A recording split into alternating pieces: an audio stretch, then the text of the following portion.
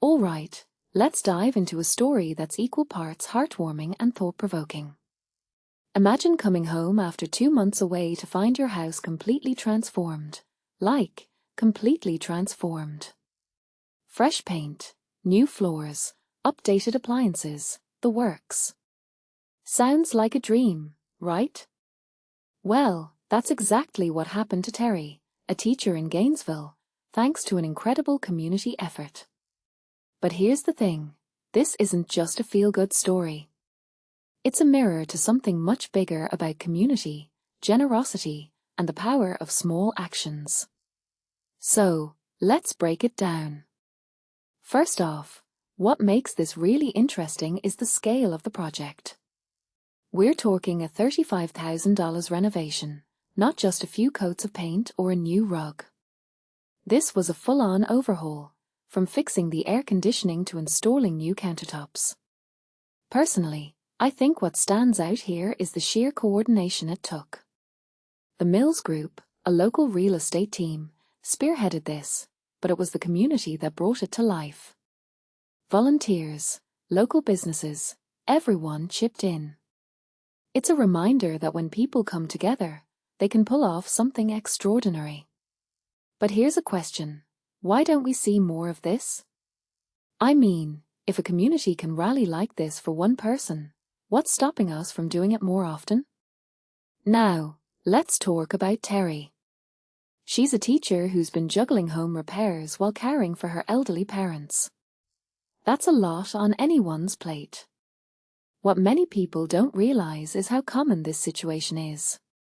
Teachers, caregivers, they often give so much of themselves that their own needs fall by the wayside. This renovation wasn't just about fixing a house, it was about giving Terry some breathing room.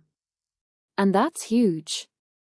It's easy to overlook the daily struggles of people around us, but this story shines a light on them.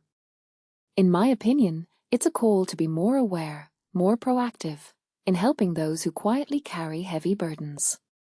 Another detail I find fascinating is how the businesses responded. Jonathan Mills, the founder of the Mills Group, said he approached vendors asking if they could do the work at cost or half price. And almost all of them said, "No, we'll do it for free." Think about that for a second. These are businesses, often operating on thin margins, yet they were willing to give their time, materials, and labor without hesitation. What this really suggests is that generosity isn't just about money, it's about values.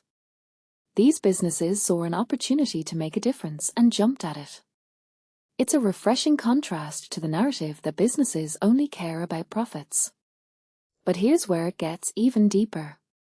Terry's daughter, Desire, traveled from Chicago to be there for the big reveal. She talked about how this project felt like a full-circle moment, especially after a summer that included her wedding. If you take a step back and think about it, this renovation wasn't just about the house, it was about restoring a sense of community and connection.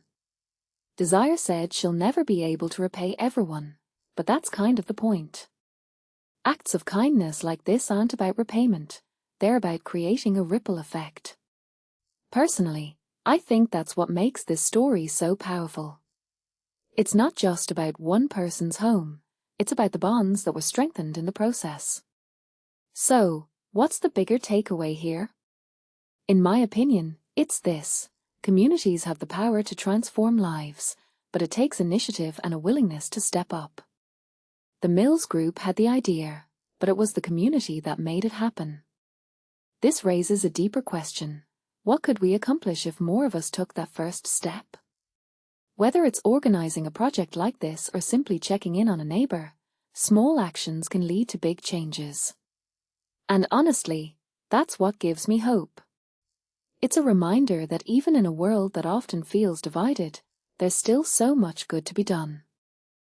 As I wrap this up, I'm left thinking about Terry's reaction. She was speechless, overwhelmed with gratitude. But what struck me most was her promise to send thank you notes to every volunteer. That's Terry, a teacher, a caregiver, and now the recipient of an incredible gift. but she's also someone who understands the value of gratitude. And maybe that's the final lesson here. In a world where it's easy to take things for granted, gratitude can be the glue that holds communities together. So, here's my question for you. What's one small way you can contribute to your community? Let me know in the comments. I'd love to hear your thoughts.